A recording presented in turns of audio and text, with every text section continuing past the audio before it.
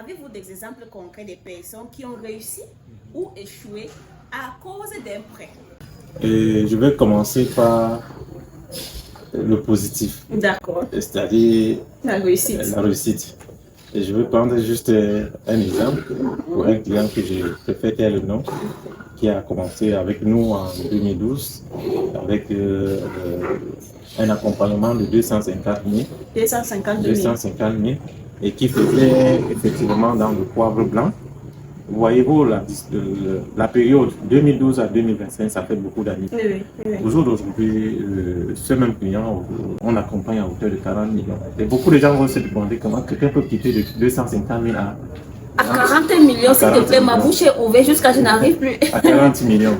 C'est possible. Pourquoi? Parce que on est parti de 2012 en 2025, ça fait combien d'années? Ça fait pratiquement 13 ans. Nos 13 ans, oui. 13 ans. 13 ans, vous voyez que le parcours est fort et le parcours est long. Il a commencé en 2012 avec 250 000.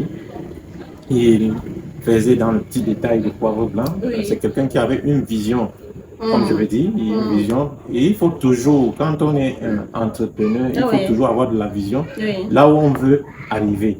Et c'est parce que nous, on a une vision qu'on travaille de façon acharnée pour atteindre nos objectifs. Alors, quand vous avez donné ces prêts, est-ce qu'il y avait un suivi? Le banquier d'abord est avant tout votre conseiller. Et lorsque vous venez vers la banque pour un accompagnement, vous soumettez votre demande. Dites pourquoi est-ce que vous demandez de l'argent. On ne partage pas l'argent. Bien sûr. On étudie l'argument et on regarde un peu dans quoi est-ce que vous faites. Puisqu'il y a la concurrence, puisque le monde est ouvert, il y a des gens qui font un peu aussi comme vous. Maintenant, le gestionnaire va étudier, il va monter le dossier en fonction de ce que vous faites à l'instant. On va vous financer à partir. Mais puisque la banque veut vous accompagner plus loin, donc le gestionnaire qui est votre premier conseiller va de temps en temps vous accompagner. Et puis maintenant, quand le prêt vous allez finir de rembourser, et certainement vous aurez d'autres cette client qui a réussi là, est-ce qu'elle a encore des dettes ou bien maintenant le 40 000 qu'on écoute là, c'est déjà 40 millions. 40 millions, je suis désolée, 40 millions, c'est déjà son argent ou bien elle doit encore à la banque? Non. Ou bien elle est déjà indépendante? Oui, il est déjà indépendant puisque quand je dis il a eu à contracter déjà un peu de 40 millions. Le prêt de 40 millions, c'était pour acquérir des machines en Chine. Puisque il a, comme je vous ai dit, il a commencé dans les poivres blancs. Oui, avec 250 000 prêts. Et après, il a payé peut-être 1 million, 2 millions, 5 millions, 7 millions, 10 millions. Et aujourd'hui, je pense qu'il est en train de finir le prêt de 40 millions. Et c'était pourquoi chaque prêt avec un objectif, un but pour lequel il sollicitait le prêt. Oui. Donc, aujourd'hui, c'est une entreprise, c'est toute une organisation. Il fait dans le poivre blanc, il lance les exportations dans la sous-région, Afrique centrale. Et ce poivre blanc porte son nom même. Waouh! Ça veut dire elle a Voilà, il porte son nom. Okay. Et maintenant, pour l'expérience, la personne qui a échoué, je dis, on échoue pourquoi? Parce que, effectivement, pas parce qu'on n'a pas l'argent qu'on a pris, on n'a pas su exploiter. Ça peut être sur plusieurs volets, soit parce que on a pris l'argent et on a changé le motif de financement. C'est-à-dire vous avez demandé l'objet de financement que vous avez émis au préalable. Après avoir pris de l'argent, vous avez changé. Ça veut dire que vous avez détourné l'objet de financement. Forcément, l'échec va suivre. Oui. C'est-à-dire si on vous sollicitez un accompagnement à la banque pour je vais prendre un exemple pour une boulangerie pour vous approvisionner en stock de farine. Alors, et que vous prenez de l'argent, au lieu d'aller vous approvisionner en farine, vous partez plutôt acheter votre terrain, par exemple, ou bien aller vous marier au village. Ou bien, par exemple, on a dit le mariage c'est une bénédiction, c'est-à-dire quand je me marie maintenant, j'aurai de l'argent. Ou bien, aller vous acheter une belle voiture. Est-ce que vous avez donc... rembourser comment? Est-ce que vous avez donc l'argent pour lequel vous avez demandé à la banque, est-ce que vous avez fait ce que vous avez dit à travers votre lettre, votre demande de prêt? Non. Et comme maintenant vous ne pouvez pas savoir si quand je prends l'argent, je vais faire en fait ce que moi je vous ai dit. Le banquier le sait très bien. Nous avons chez nous par exemple, lorsque vous prenez de l'argent, lorsque vous décaissez de l'argent pour l'objet pour lequel vous avez émis. Quelques jours plus tard, nous avons ce qu'on appelle le contrôle d'utilisation de frais.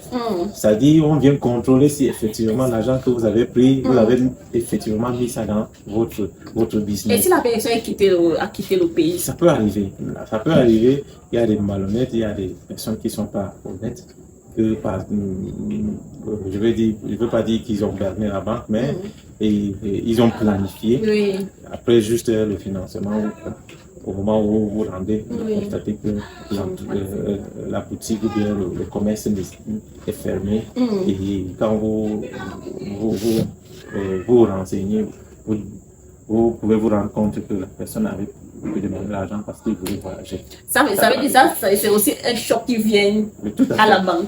Comment vous sentez souvent si ça n'a jamais arrivé? Bon, puisqu'il y a toujours un garde-fou pour les prêts, il ne vient pas seul.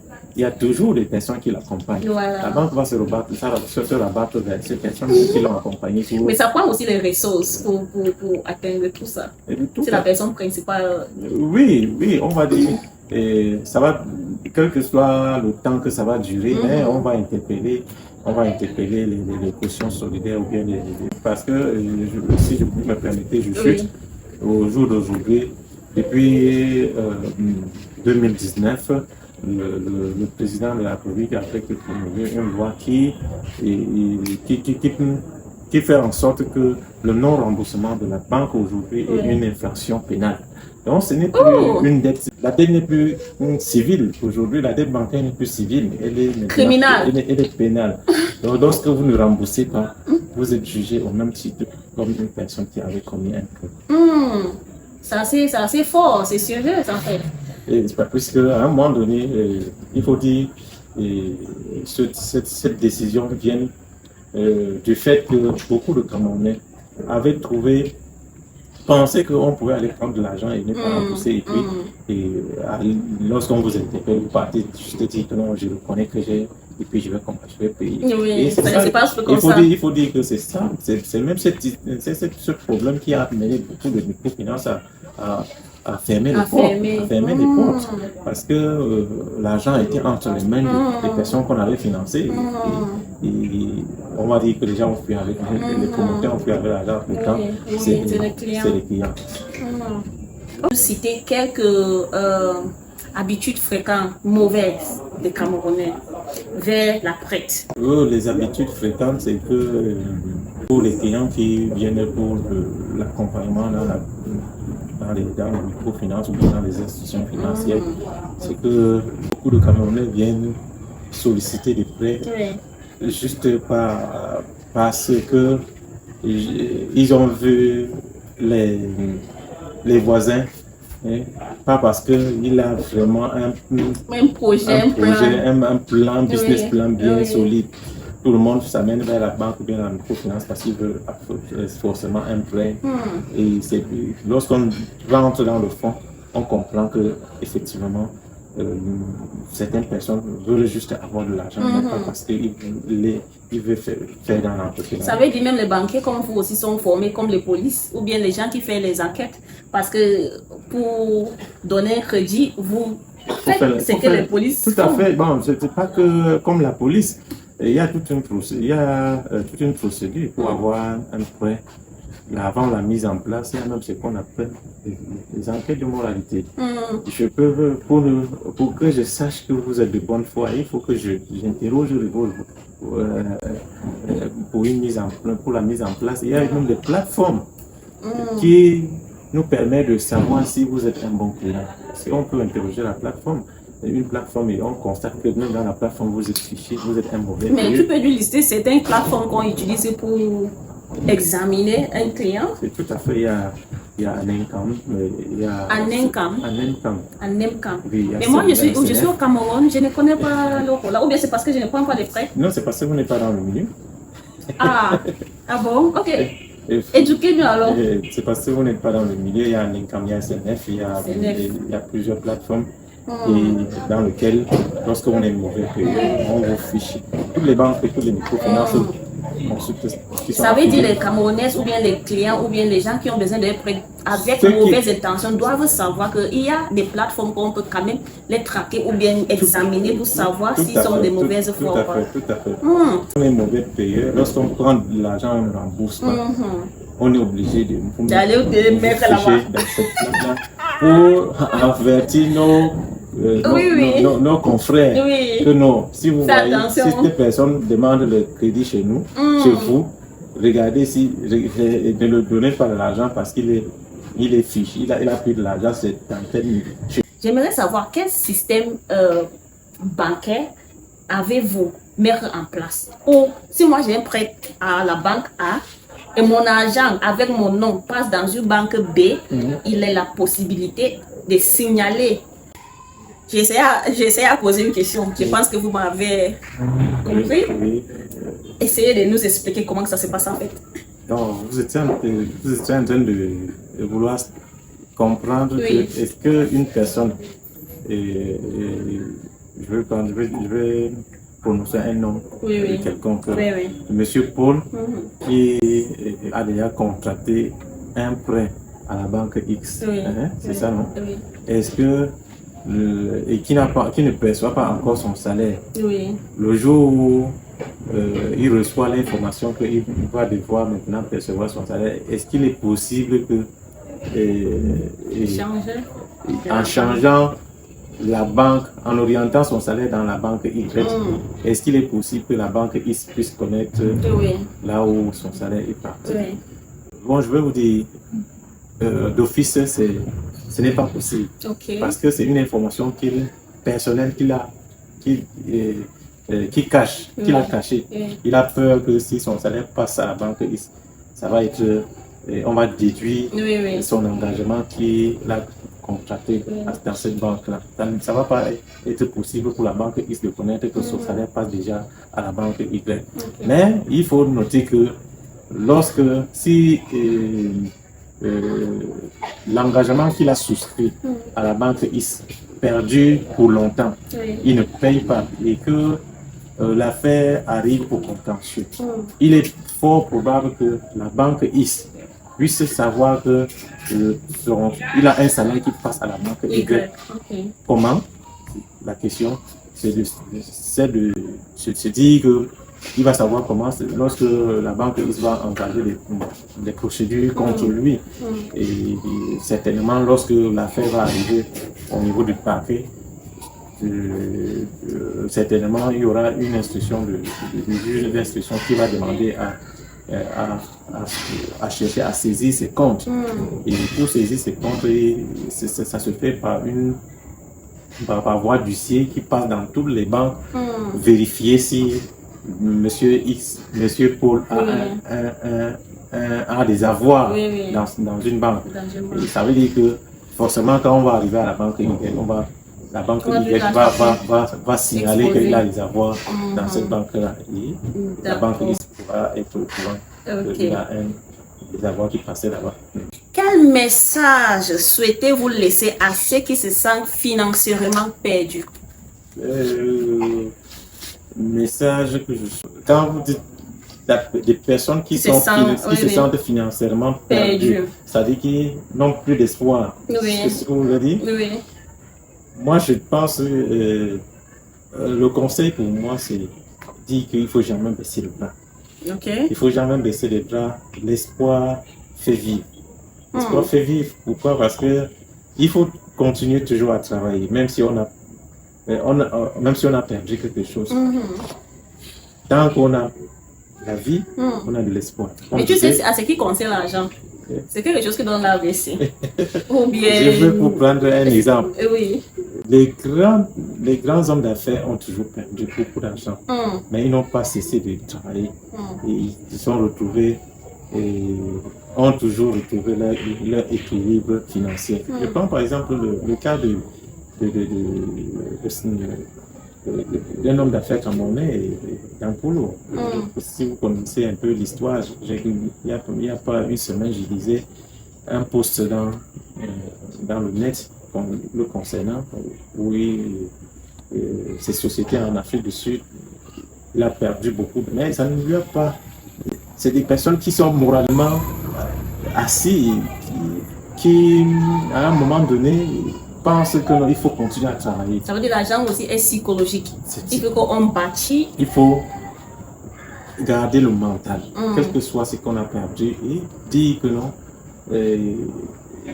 j'ai perdu quelque chose, mais je n'ai pas perdu le mindset que j'ai. Il faut donc continuer dans la bataille de travailler dur pour retrouver l'équilibre qu'on avait. Et ceux qui ont de l'argent et ils ne savent pas quoi faire avec? Ceux qui ont de l'argent... Peut-être ils disent que c'est petit, peut-être ils disent que j'ai peur de faire tel business. Moi, je pense que lorsqu'on a beaucoup d'argent et qu'on ne sait pas quoi faire, moi, je pense qu'il faut... Et beaucoup aussi est relatif, donc... Je peux avoir beaucoup d'argent. Si j'ai beaucoup d'argent, ça veut dire que et je ne sais pas quoi faire avec. Je peux les garder les épargner, épargner cet argent-là dans les banques. Ça va me produire des intérêts chaque mois, bien chaque trimestre, bien chaque année.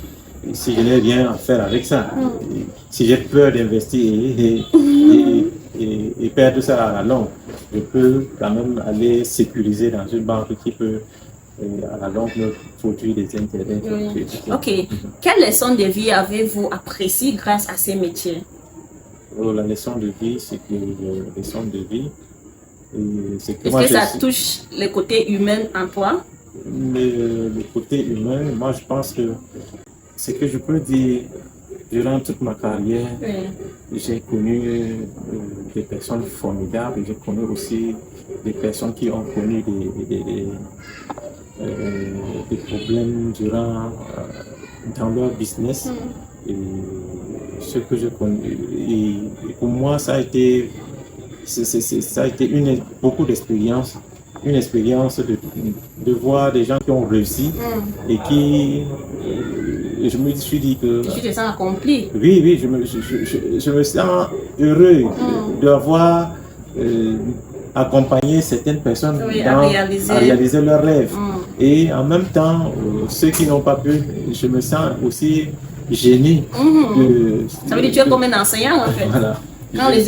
Quand les étudiants font bien ou bien réussissent, tu es content. Je suis content. Et... Quand ils échouent, tu es... un peu ça. Ok. Bon, quels sont les derniers mots que vous voulez laisser aux Camerounais? Et si quelqu'un souhaiterait vous avoir, sous quel service pensez-vous d'être disponible? À vous maintenant, à notre guest. Oui, je suis quelqu'un petit d'expérience de la finance. J'ai fait beaucoup d'établissements financiers. Si un Camerounais souhaite